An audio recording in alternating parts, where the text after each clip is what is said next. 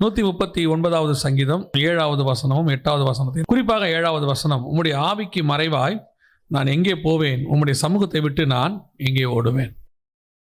பொதுவாக தேவன் மனுஷனை உண்டாக்கின நாள் முதல் கொண்டு மனுஷனோடு கூட தேவன் உலாவ வேண்டும் என்று விரும்புகிறார். நீங்க வேதத்தில் வாசிச்சு பார்த்தீங்கன்னா ஆதியாகமத்தின் காலத்திலிருந்து ஆண்டவர் மனுஷனோடு கூட உலாவ வேண்டும் என்று விரும்புகிறார். ஏதேனை விட்டு போன பிறகு மோசையை பார்த்து கர்த்தர் ஒரு வார்த்தை சொல்றார், உங்கள் நடுவிலே வாசம் பண்ணும்படிக்கு எனக்கு ஒரு கூடாரத்தை உண்டாக்கு. அப்புறம் இஸ்ரவேல் ஜனங்கள் தவறு செய்த உடனே ஆண்டவர் துக்கத்தோடு கூட சொல்லுகிறார், என் பரிசுத்த ஸ்தலத்தை விட்டு என்னை அவர்கள் தூரமாய் போக பண்ணுகிறார்கள் என்று சொல்லுகிறார்.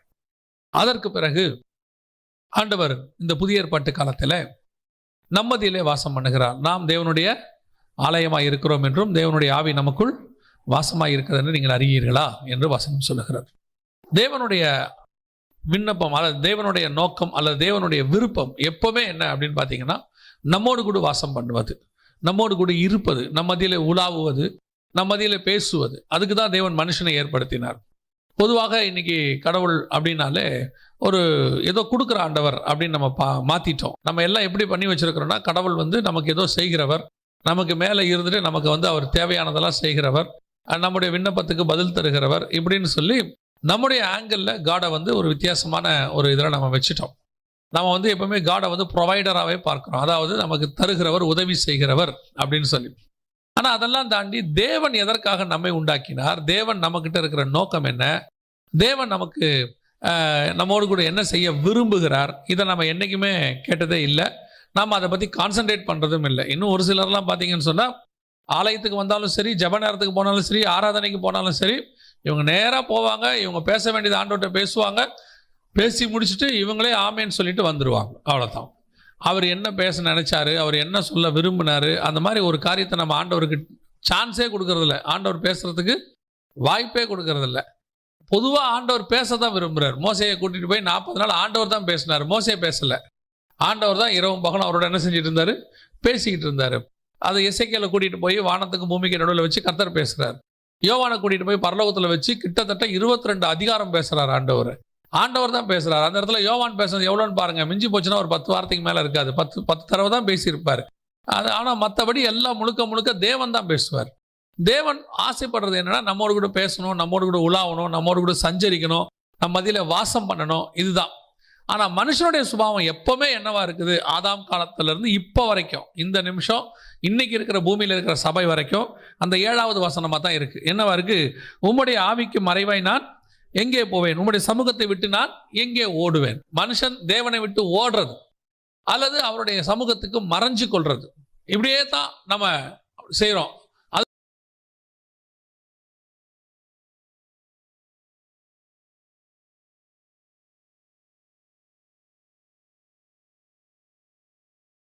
குறிப்பா அந்த வசனம் என்ன சொல்லுது, உம்முடைய ஆவிக்கு மறைவா எங்கே போய் வேண்டும், சமூகத்தை விட்டு நான் எங்கே ஓடுறது. சமூகத்தை விட்டு ஓடுறது, சமூகம் அப்படின்னா இங்கிலீஷ்ல பிரசன்ஸ்ன்னு இருக்கும்.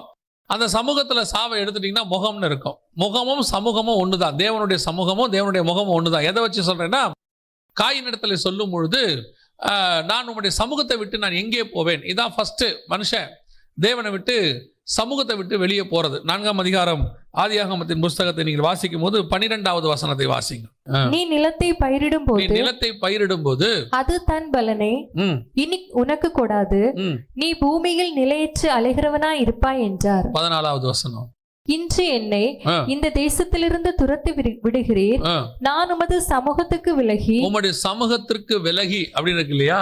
ஆங்கிலத்தில் பார்த்தீங்கன்னா டிரான்ஸ்லேஷன்ல ஃப்ரம் யுவர் ஃபேஸ் அப்படின்னு இருக்கு, முகத்திற்கு விலகி அப்படின்னு இருக்கிறார். இங்கே சங்கீதக்காரன் சொல்றான், உம்முடைய சமூகத்தை விட்டு நான் எங்கே போவேன். சமூகமும் முகமும் ஏறக்குறைய, ஏன்னா அவருடைய முகத்துல இருந்தா பிரசன்னம் வருகிறது, அவருடைய முகத்தினால் நமக்கு பிரசன்னம் ஏற்படுகிறது.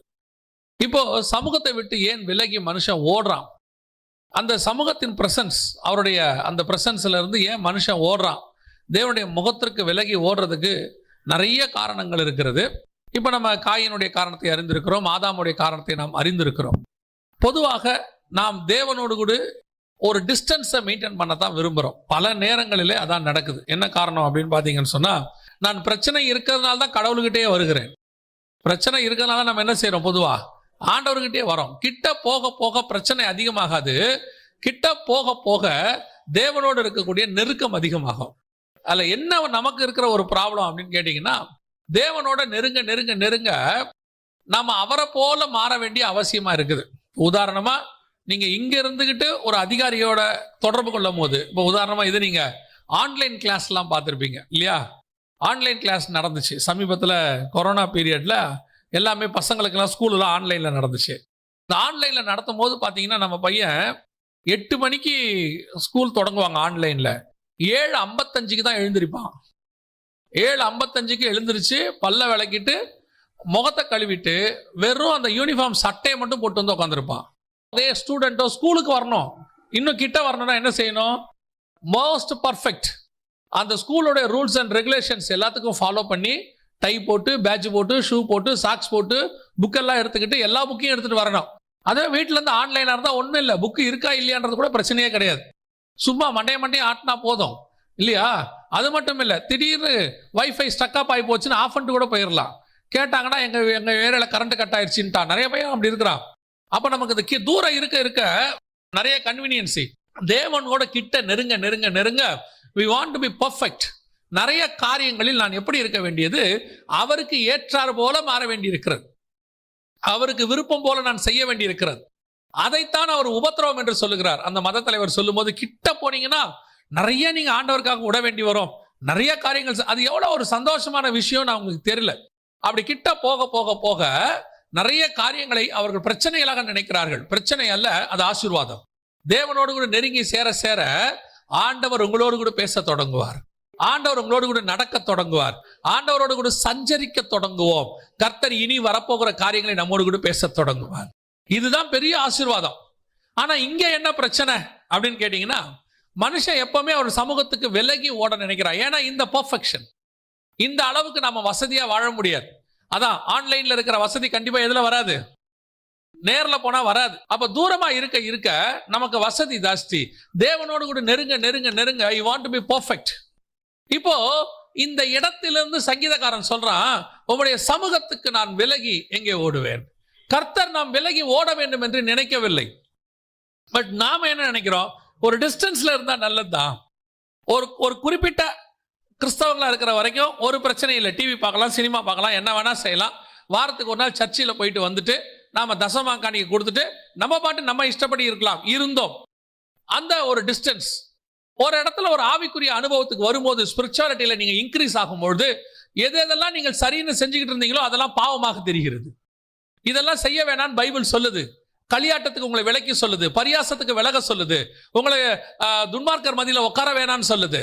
இதையெல்லாம் கேட்க கேட்க நம்ம அதை செய்ய ஆரம்பிக்கும் பொழுது இது கொஞ்சம் பர்ஃபெக்டா மாற வேண்டியிருக்கு. அப்ப நிறைய காரியத்தை என்ன செய்ய வேண்டியிருக்கு? விட வேண்டியிருக்கு. அது கிட்ட நெருங்கணும்னு ஆசைப்படுறவனுக்கு விடுறது சந்தோஷமா இருக்கும். ஆனா இந்த கிட்ட நெருங்கணும்னு ஆசைப்படாம ஆனா விடணும்னு நினைக்கிறான் பாருங்க, அவனுக்கு அது கஷ்டமா இருக்கும். அவனுக்கு கிட்ட நெருங்கணும்னு ஆசையும் இருக்காது, ஆனா இந்த மாதிரி செய்தியெல்லாம் கேட்க கேட்க விடணும்னு ஆசை இருக்கும். அவன் தான் ரொம்ப கஷ்டப்படுவான். என்ன இது ரொம்ப ஆவிக்குரிய வாழ்க்கை டஃப்பா இருக்குதுங்க, கடினமாக இருக்கு, கர்த்தரோடு கூட சஞ்சரிப்பது ரொம்ப கஷ்டம். பைபிள் அப்படி இருக்குதா? கர்த்தரோடு சஞ்சரிப்பது கஷ்டம்னு ஒரு இடத்துல அது இருக்குதா? ஆசைப்படுறாங்க, அவங்க எல்லாருமே ஆசைப்படுறாங்க. ஆண்டவரே நான் உம்மோடு கூட சஞ்சரிக்கணும். மோசே சொல்றார், உம்முடைய முகத்தை நான் பார்க்கணும், உங்களுடைய மகிமையை நான் பார்க்கணும் ஆண்டவரே. இதுதான் நல்ல ஆவிக்குரிய அனுபவம், தேவனோடு கூட நெருங்கக்கூடியதான அனுபவம். ஆனால் காயின் சொல்ற வார்த்தை என்ன பாருங்க, உம்முடைய சமூகத்தை விட்டு இன்று என்று துரத்தி விடுகிறேன். அதுக்கு காரணம் நமக்கு தெரியும். பல நேரங்களிலே நாம் ஏன் கர்த்தருடைய சமூகத்தை விட்டு போகிறோம் நன்றாய் தெரிந்து கொள்ளுங்கள். இன்னைக்கு கர்த்தருடைய சமூகம் பிரசன்ஸ் நம்ம கூட, நம்ம எங்க ஜெபம் பண்ணாலும் இருக்கு, எல்லாம் இருக்கு. அந்த கர்த்தருடைய சமூகம் அப்படிங்கிறது கூடியான மிக முக்கியமான இன்னொரு இடம், நாம் எல்லோரும் கூடி வரக்கூடியதான திருச்சபை. இன்னைக்கு இந்த திருச்சபை தான் கர்த்தருடைய சமூகம். ஒரு விஷயத்தை நான் சொல்லிவிட்டு இந்த செய்திக்குள்ள போக விரும்புகிறேன். இந்த கடைசி காலத்துல, இந்த காலத்துல மட்டும் இல்லை, எல்லா காலத்திலையும் சொல்றேன், ஆனா இந்த காலத்துல கொஞ்சம் அதிகமா இருக்குது. இந்த சபை அமைப்பு கர்த்தர் உண்டாக்கினது. ரட்சிக்கப்பட்டவர்களை கர்த்தர் அனுதினமும் சபையிலே சேர்த்தார். இப்போ முதல் 4 சுவிசேஷமும் அப்போஸ்தலர் நடவடிக்கைகளும் எழுதப்பட்டதுக்கும், அடுத்து ரோமாபுரியிலிருந்து நீங்க நல்லா கவனிச்சு பாருங்க, தெசலோனிக்கேயர் வரைக்கும் சபைக்கு தான் எழுதப்பட்டிருக்கிறது. அடுத்து பாருங்க வெளிப்படுத்தின விசேஷம் சபைக்கு தான் எழுதப்பட்டிருக்கிறது. இப்போ 1 யோவான் 2 யோவான் 3 யோவானா இருக்கட்டும், 1 பேதுரு 2 பேதுரா இருக்கட்டும், இது எல்லாமே சபைக்கு தான் எழுதப்பட்டிருக்கிறது. அத்தனையும் தனிப்பட்ட மனுஷர்களுக்கு எழுதப்பட்டது 1-2 லெட்டர்ஸ், தீத்துவுக்கு திமோத்தியுக்கு. அது கூட சபையின் பக்தி விருத்திக்கு ஏதுவாய் தான் எழுதப்பட்டிருக்கிறது. அப்ப புதிய ஏற்பாட்டினுடைய அமைப்பு என்பது சபையை அடிப்படையாய் கொண்டது. சபை இதுக்கு அதை கட்டுவதற்கு, கட்டுதான கட்டடத்தை சொல்ல, அமைப்பை கட்டுவதற்கு, சபையை உருவாக்குவதற்கு, சபையை பரலோகத்துக்கு கொண்டு போவதற்காகத்தான் ஊழியம் என்பதே. இந்த கடைசி காலத்துல மினிஸ்ட்ரி. யார் சபையை உடைக்கும்படி பேசுகிறார்களோ, எந்த ஊழியம் உங்களை சபைக்கு போகிறதை பத்தி சொல்லவில்லையோ அல்லது சபைக்கு போக வேண்டாம் என்று சொல்லுகிறதோ அது தேவனிடத்திலிருந்து வந்ததே கிடையாது. தேவன் அப்படி ஒரு காரியத்தை செய்யவே மாட்டார். ஏன் சொன்னா, மனவாட்டி சபை என்பது புதிய ஏற்பாட்டினுடைய அமைப்பு. நீ வா, தேவனுடைய மனவாட்டியாகிய சபையை நான் உனக்கு ஆவியும் மனவாட்டியும் வா என்பார்களாக.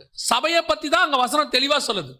வெளிப்படுத்தின விசேஷம் முழுக்க எழுதப்பட்டது ஆவியானவர் சபைகளுக்கு சொல்லுகிறதை காது உள்ளவன் கேட்க கடவன். நான் இப்ப எந்த சபைன்றது வரல, நல்ல ஒரு ஆவிக்குரிய நம்ம ஸ்பிரிச்சுவல், அது எங்க வேணாலும் ஸ்பிரிச்சுவாலிட்டி இருக்குதோ அங்க நான் அந்த சபையை நான் சொல்றேன். ஆனால் இன்னைக்கு நாம என்ன செய்யறோம், இந்த சபை அமைப்பை விட்டு நம்மை விளக்கக்கூடிய காரியங்கள், சபையிலிருந்து நம்மை பிரிக்கக்கூடிய காரியங்கள், அல்லது சபை வேணாம், அல்லது சபையில இருப்போம் ஆனா சபையோடு கூட அட்டாச்சா இருக்க மாட்டோம். நமக்கு இப்படிப்பட்டதான உபதேசங்களும் இப்படிப்பட்டதான காரியங்களும் தேவனிடத்திலிருந்து வந்தவைகள் அல்ல. சபையை ஒருங்கிணைத்து, நீங்க கம்யூனியன் எடுக்கிறீங்க, திருவிருந்துன்னு பேரு, ஆங்கிலத்தில் கம்யூனியன் பேரு. கம்யூனியன் என்றால் நாம் எல்லோரும் ஒரு அல்லது சபையில இருப்போம் ஆனா சபையோடு கூட அட்டாச்சா இருக்க மாட்டோம். நமக்கு இப்படிப்பட்டதான உபதேசங்களும் இப்படிப்பட்டதான காரியங்களும் தேவனிடத்திலிருந்து வந்தவைகள் அல்ல. சபையை ஒருங்கிணைத்து, நீங்க கம்யூனியன் எடுக்கிறீங்க, திருவிருந்துன்னு பேரு, ஆங்கிலத்தில் கம்யூனியன் பேரு. கம்யூனியன் என்றால் நாம் எல்லோரும் ஒருமனப்பட்டு வந்து எடுக்கிறதுன்னு அர்த்தம். அதனாலதான் பைபிள் சொல்லுது, ஒருவருக்காக ஒருவர் காத்திருங்கள். ஒரு காலகட்டத்தில் சபை உருவாகுது, அவங்களே சபையை ஒரு இடத்துக்கு கொண்டு வராங்க. பவுலே என்ன பண்ணாருன்னு பாருங்க, வாசிச்சு பாருங்க. அப்போஸ்தலர் நடபடிகள் 19ஆம் அதிகாரம் 9-10. கூட்டத்துக்கு முன்பாக இந்த மார்க்கத்தை நிந்தித்த போது அவன் அவர்களை விட்டு விலகி சீஷரை அவர்களிலிருந்து பிரித்து கொண்டு திறன்னு என்னும் ஒருவனுடைய வித்தியாசாலையில் அனுதினமும் சம்பாஷித்து கொண்டு வந்தான். வித்தியாசாலை என்ன தெரியுமா? ஸ்கூல். பவுல் எங்க நடத்திருக்காரு சர்ச்சா? இவங்க எல்லாம் வீட்டில் நடத்தினாங்க. பவுல் எங்க நடத்தி இருக்கிறாரு? ஸ்கூல்ல நடத்தி இருக்கிறாரு. எத்தனை வருஷம் நடத்தினாரு? 10வது வசனம். 2 வருஷ காலம் இப்படி நடந்ததினாலே. எத்தனை வருஷம் நடத்தியிருக்காரு சர்ச் ஸ்கூல்ல? 2 வருஷம் நடத்தி இருக்கிறார். ஆதி அப்போஸ்தலர்கள் வீட்டில் கூடினார்கள்னா அன்னைக்கு வீட்டில் கூட வேண்டிய சிச்சுவேஷன், சர்ச்சு நடத்த முடியாது, ரோமர்கள் அடிச்சாங்க. கொஞ்சம் சிச்சுவேஷன் மாறிச்சு, ஸ்கூல்ல நடத்துற அளவுக்கு போயிட்டாரு பவுல். 2 வருஷம் நடத்தி இருக்கிறார். அப்புறம் சிச்சுவேஷன் வந்துச்சு, அவர்கள் வீடுகளில் நடத்துனாங்க, ஸ்கூல்ல நடத்துனாங்க, சபைகள் கட்டினாங்க, சபைகளை கட்ட ஆரம்பிச்சாங்க. இப்போ எங்க கூடி வரோன்றது முக்கியமா, இடம் முக்கியமா, கூடுறது முக்கியமா? என்ன கூடுறதான முக்கியம்? ஒரு 500 பேர் இருக்கிற சர்ச்சை கட்டிட்டு வெறும் 50 பேர் வந்து 50 பேர் கூடுறது இடம் முக்கியமா, கூடுறது முக்கியமா? கூடுறதான முக்கியம். எங்க கூடுறனா முக்கியம்? நீங்க போய் பாருங்க, மிஷனரிகளோட பணித்தளத்துல போய் பாருங்க, மரத்தடியில ஆராதிச்சுட்டு இருப்பாங்க, காட்டுக்கு நடுவுல ஒரு இடத்துல உட்காந்து ஆராதிச்சுக்கிட்டு இருப்பாங்க, கிடைச்சா ஒருத்தர் வீட்டில் ஆராதிப்பாங்க. இடம் அல்ல முக்கியம். புதிய ஏற்பாட்டில் இடம் சபை கிடையாது. புதிய ஏற்பாட்டில் நீங்களும் நானும் சபை. எப்ப இந்த சபை கூடி வருவதை உடைக்கக்கூடிய அளவுக்கு, சர்ச்சுக்கு போகாதீங்க, அங்க போகாதீங்க, இங்க போகாதீங்க. நீங்க அப்போஸ்தலர் காலத்துல அப்படி இருந்தாங்க, ஒரு குரூப் இருக்கு. அப்போஸ்தலர் காலத்துல நமக்கு இந்த புதிய ஏற்பாடே தேவையில்லை, பழைய ஏற்பாடு போதும் அப்படிங்கிற ஒரு குரூப் இருக்கு. புதிய ஏற்பாட்டுல கூட 4 சுவிசேஷம் போதும், அதுக்கு மேல உள்ளதெல்லாம் தேவையில்லை அப்படின்னு இருக்கு. ஏன்பா 4 சுவிசேஷம் போதும்? இல்ல, அதில் 4 தான் இயேசு பேசினது, மற்றதெல்லாம் சீஷர் எழுதினது. இந்த 4 சுவிசேஷமும் யார் எழுதினது? இவங்க எதுக்காக சுவிசேஷம் வச்சுக்கிட்டு அப்போஸ்தலர் நடபடிகள் வேணான்னு ஒரு பிரசங்கம் இப்ப இருக்கு. எதுக்கு வேணான்னு கேட்டா, அந்த அப்போஸ்தலர் நடபடிகள் எல்லாம் அதுல இருந்து உள்ளதெல்லாம் சீஷர்கள் எழுதினது. பவுல் எழுதினது, லூக்கா எழுதினது, பேதுரு எழுதினது, யோவான் எழுதினது. இந்த 4 மட்டும்தான் இயேசு பேசினது. இந்த இயேசு பேசினதுன்னா இந்த 4ஐயும் எழுதினது யாரு? 4 சீஷர்கள் எழுதினாங்க. சரி, அப்போஸ்தலர் நடபடிகள் இயேசு பேசலையா? பவுலுகிட்ட போய் பேசலையா? சவுலே சவுலே ஏன் என்னை துன்பப்படுத்துகிறாய்னு பேசலையா? பேதுருகிட்ட இயேசு பேசலையா? எல்லாவற்றையும் அடித்து புசின்னு சொல்லவே இல்லையா இயேசு? போய் அனனியா கிட்ட இயேசு பேசலையா? போய் சவுல போய் அபிஷேகம் பண்ணுன்னு சொல்லலையா? சில வசனங்களை பிடித்து கொண்டு சபையை உடைக்கிற கூட்டம். கவனித்துக் கொள்ளுங்கள், கூடி வருகிற சபையையும் சபை கூட்டத்தையும் உடைக்கிறது தேவனுடைய ஊழியமாய் இருக்கவே முடியாது. தேவன் கட்டுகிறவர், தேவன் கூடி வர பண்ணுகிறவர். இப்போ காயின் சொல்ற விஷயம் என்ன? இன்று உம்முடைய சமூகத்தை விட்டு நான் விலகி ஓடுகிறேன். ஏன் இன்று உம்முடைய சமூகத்தை விட்டு என்னை அனுப்பி விடுகிறேன்? சில நேரங்களில் இந்த சபையை விட்டு போகிற ஒரு குரூப் இருக்கும். சில காலத்துல இவன் சபைக்குள்ள இருந்த சொல்ற வசனத்துக்கு இவங்க கீழ்ப்படிய மாட்டாங்க, அல்லது வசனம் இவங்களுக்கு ஏறாது. சிலர் சுயநீதியில் இருப்பாங்க. இவங்கெல்லாம் பாருங்க, நல்லா கவனிச்சு பாருங்க. ஃபர்ஸ்ட் இவங்க கிட்ட இருக்கக்கூடியதான ஒரு சுபாவம், இந்த காயின் கிட்ட இருக்கிற சுபாவம் அவர்கிட்ட இருக்கும். 14வது வசனம் வாசிங்கம்மா. இன்று என்னை இந்த தேசத்திலிருந்து துரத்து விடுகிறீர், நான் உமது சமூகத்துக்கு விலகி மறைந்து பூமியில் நிலையற்று அலைகிறவனாய் இருப்பேன். எப்போ தேவனுடைய சமூகத்தை விட்டு போகிறானோ இவங்கிட்ட வரக்கூடிய மிக முக்கியமான விஷயம் என்ன தெரியுமா? ஃபர்ஸ்ட் அலைந்து திரிகிறவன். ஒரு சபையில உருப்படியா இருக்கவே இருக்காது. ஒரு சர்ச்சுக்குள்ள அதால அடங்கி இருக்கவே முடியாது. அப்படியே அலைஞ்சு திரியும். ஒவ்வொரு சபையா போவாங்க, ஒவ்வொரு டினாமினேஷனா போவாங்க, ஒவ்வொரு டினாமினேஷன்ல இருக்கிற ஒவ்வொரு சர்ச்சா போவாங்க.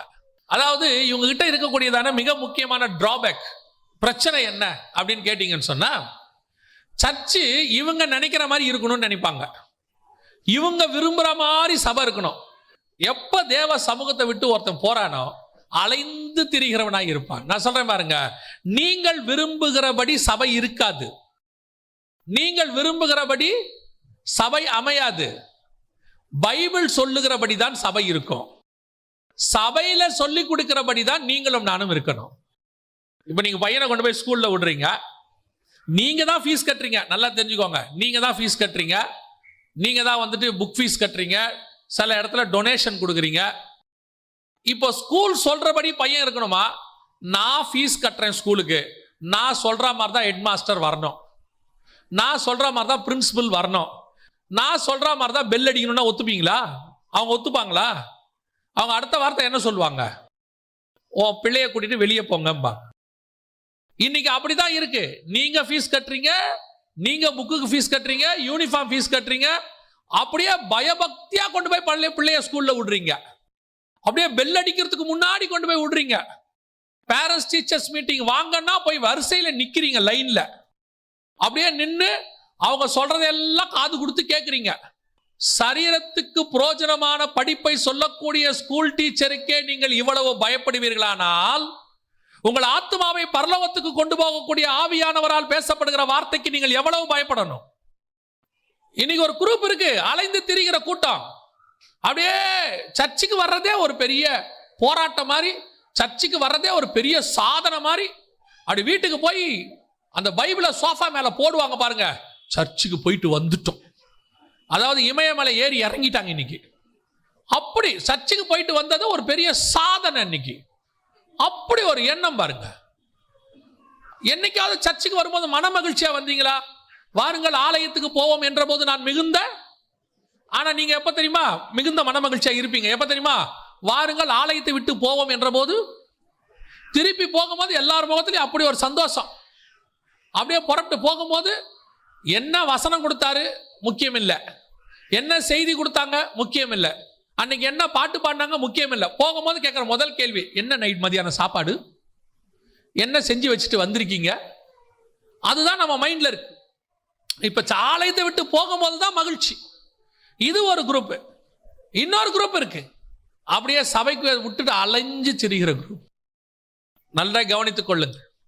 தேவனுடைய சமூகத்தை விட்டு நீங்கள் வெளியே போனால் அலைந்து திரிகிறவர்களாய் இருப்பீர்கள். அலைந்து திரிகிறவனுக்கு பேர் என்ன தெரியுமா? அகதின்னு பேர். இங்கிலீஷ்ல நோமாடிஸ்ன்னு சொல்லுவாங்க, நாடோடிகள் அப்படின்னு அர்த்தம். இன்னைக்கு ஒரு பெரிய நாடோடி கூட்டம் இருக்கு. இந்த கூட்டம் அப்படியே அலைஞ்சு திரியும், எல்லா பக்கமும் போயிடும், எல்லாத்தையும் பார்த்துறோம். இதால ஒரு இடத்துல ஸ்டாண்டர்டா இருக்கவே முடியாது. இப்போ உங்க பையன் வந்து சொல்றான், மேத்ஸ் டீச்சர் ஒழுங்கா பாடம் நடத்தல அப்படின்னு உடனே நீங்க சொல்லுவீங்களா? நாளையிலேருந்து நம்ம பக்கத்தில் இருக்க இந்த ஸ்கூலுக்கு போயிடலாம் தம்பி, இந்த ஸ்கூலுக்கு போ, ஒரு 3 நாளைக்கு போய் பாரு, சரியில்லைன்னா நம்ம வேணா மாத்திக்கலாம்னு சொல்றீங்களா? ஸ்கூல்ல என்ன சொல்றீங்க? போய் ஒழுங்கா சொல்லி கொடுக்கறத படி, இல்லைன்னா டியூஷன் வச்சுக்கலாம், ஆனா ஸ்கூலை மாற்ற முடியாது, அதுக்கு சொல்றீங்க தானே? அதை விட நீங்கள் இம்பார்ட்டன்ஸ், நீங்கள் எந்த சபையில் ஸ்தாபிக்கப்பட்டீர்களோ, எங்கே நாட்டப்பட்டீர்களோ, எங்கே கர்த்தர் உங்களை உருவாக்கினாரோ அங்கே நீங்கள் தங்கி இருக்க வேண்டும். இன்னைக்கு அலைந்து திரிகிற கூட்டம் யார் தெரியுமா? அந்த ஃபர்ஸ்ட் சபையை விட்டு போறவன் யார் தெரியுமா? தேவனுடைய சமூகத்துக்கு விலகி ஓடுகிறவன். அவனுக்கு காட்ஸ் பிரசன்ஸே இருக்காது. ஒரே ஒரு வாரம் நீங்கள் ஆலயத்துக்கு வராவிட்டால் உங்க ஆத்மாவுக்குள்ள இருள் வந்த மாதிரி இருக்கும். அதை உணர்ந்தவனுக்கு மட்டும்தான் தெரியும். ஒரு வாரம் சர்ச்சுக்கு போகாவிட்டால், கர்த்தருடைய வார்த்தையை கேட்காவிட்டால், அந்த பிரசன்னத்துல இல்லைன்னா நமக்கு என்னவோ பாதிக்கப்பட்டு ஆவிக்குரிய வாழ்க்கையில ஒரு தொய்வு வந்த மாதிரி இருக்கும். இன்னைக்கு பாருங்க, ஞாயிற்றுக்கிழமையில ஆலயத்துக்கு வர்றதை பத்தி யோசிக்கிறான். இன்னைக்கு அலைந்து திரிகிற ஒரு கூட்டம் சபையில உட்காந்துட்டு உங்களுடைய சமூகத்துக்கு விலகி ஓடி, இந்த மாதிரி கூட்டத்துக்கு தான் ஆண்டவர் ஒரு வார்த்தை சொல்றாரு பாருங்களேன். 12வது வசனம் வாசிங்க. அதே 4ஆம் அதிகாரம் 12ஆம் வசனம், ஆதியாகமத்தின் புஸ்தகம். நீ நிலத்தை பயிரிடும் போது அது தன் பலனை இனி உனக்கு கொடாது. நீ பூமியில் நிலையற்று அலைகிறவனாய் இருப்பாய் என்றார். அலைந்து திரிகிறவனுக்கு என்ன இருக்காது? அவன் பயிரிடுவான், ஆனா என்ன வராது? அது தன் பலனை கொடுக்காது. அதான் இங்க ரொம்ப முக்கியம். பல நேரங்களில் இந்த சபைக்கு வராத ஆள் ஒரு காரணம் ஒன்று சொல்லும் பாஸ்டர் கிட்ட நானும் கரெக்டாக தான் பாஸ்டர் எல்லாம் செஞ்சு பார்த்தேன் பாஸ்டர், ஒன்றும் சரிப்படுற மாதிரி தெரியல, வியாபாரத்தில் நஷ்டம், குடும்பத்தில் தோல்வி, என்ன காரணம்னு தெரில, பேசாம நான் அந்த சர்ச்சுக்கெல்லாம் வரதை விட்டுறலான்னு இருக்கேன். இவர் சர்ச்சுக்கு வந்ததுனால இப்போ என்ன இல்லையா? ஆசீர்வாதம் இல்லையாப்பா. நான் உங்களுக்கு ஒரு உண்மையை சொல்லுகிறேன். தேவனுடைய சமூகத்திற்கு ஒழுங்காய் தன்னை தாழ்த்தி வருகிறவன் ஆசீர்வதிக்கப்படாமல் போனதே கிடையாது. கர்த்தர் அத்தனை பேரையும் ஆசீர்வதிச்சிருக்கிறார். தேவனுக்கு பயந்து உண்மையாய் சபைக்கு கர்த்தரை ஆராதிக்கிறவனை ஒரு நாளும் கர்த்தர் கை விட்டதே கிடையாது. இது இவங்க சொல்றது பொய். சபைக்கு நான் ஒழுங்கா தேவனை ஆராதிச்சேன், ஆனாலும் என் வாழ்க்கையில் ஆசீர்வாதம் இல்லைன்னா அதை நான் ஒத்துக்கவே மாட்டேன். தேவனை ஒழுக்கமாய் தேடுகிறவர்கள், உண்மையாய் தேடுகிறவர்களுக்கு நிச்சயம் ஆசீர்வாதம் உண்டு.